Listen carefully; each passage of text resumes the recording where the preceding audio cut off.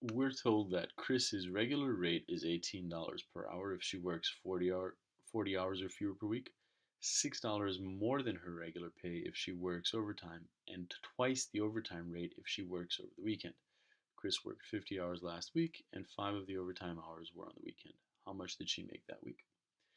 So, uh, the questions that deal with wage or with rate, rate per hour, can also be done with the price, quantity, and total table.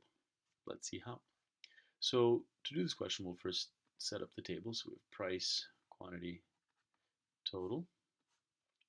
And the thing to remember is that uh, under price, what we're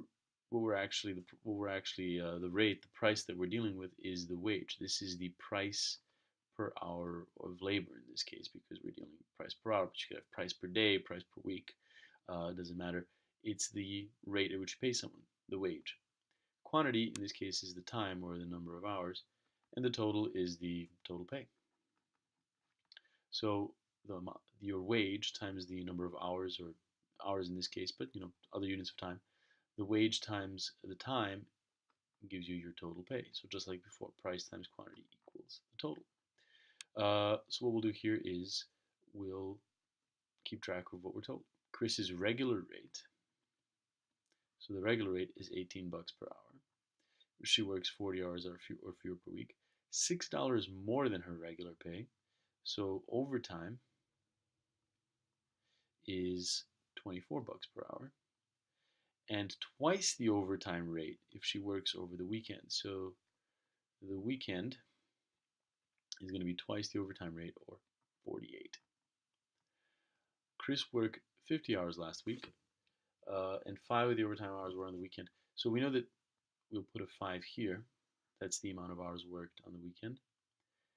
And the trick here is that if there's a total of 50, we worked 5 hours in the weekend, that means we worked 45 over the week. She gets paid $18 an hour for the if she works 40 hours or fewer. So the first 40 hours were at the $18 per hour rate, and then the remaining 5 hours that she worked over the week, not including the weekend, were at the overtime rate, or at $5. And now we can figure out the how much money she made. So 18 times 40 is 720. 24 times 5 is 120, and 5 times 48 is 240. When we add all of these up, this is 0, 2 plus 2 plus 4 is 8, this is 1080, or $1,080 last week.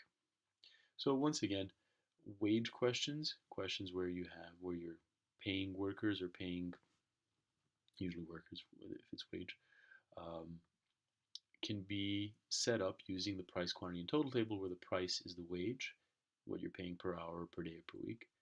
The quantity is the time, and the total is the total pay that you pay, or that someone gets paid. Let's practice again with this other question. So let me get rid of this. All right. Matt works 36 hours a week and makes $1,800 each week. He just got a $10 per hour raise, but decided to work fewer hours. How many fewer hours can Matt work so that he earns the same amount as before? This is uh, another wage question because we're dealing with uh, money made per hour, and we're told how many hours. We're told the total pay, so we can make the same table. So price, quantity, total,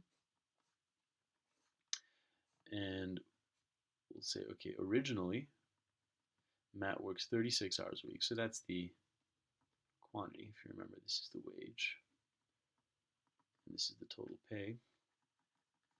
So 36 hours and makes $1,800 each week. So this is for originally what happens, or his initial situation. The new situation after the raise is it's a $10 per hour raise, which means he got an extra $10 per hour, but decided to work fewer hours. So we don't quite yet know either one of these numbers, so I'll skip that for now. But he earns the same amount of money as before, so it's still 1,800 over here. The easiest way to do this is actually to divide 1800 by 36 and get the original hourly wage. So 1800 divided by 36, we'll reduce first. Both of these can be divided by 9. It's going to be 200. This is going to be 4. And 200 divided by 4 is 50. So Matt makes $50 an hour. He got a $10 per hour raise. That means that he's now making $60 an hour. And what we have to ask ourselves is 60 times what gives us 1800, or 1800 divided by 60. Remember, when you have this price times quantity equals total table, it's helpful because you can keep track of all the information, but also guides you as to what you should do. If you're reading left to right, you multiply, but you can also divide when you're reading right to left, which is what we'll do here. So if it's 1800 total at $60 an hour, 1800 divided by 60 is 30, which means that Matt decided to work only 30 hours. So how many fewer hours? 36 minus 30 is 6. Matt decided to work 6 hours fewer than before his raise.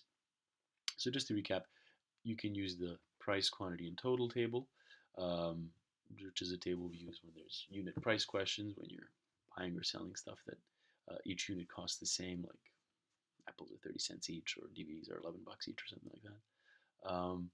You can use this table in a variety of circumstances, as we've seen in previous videos.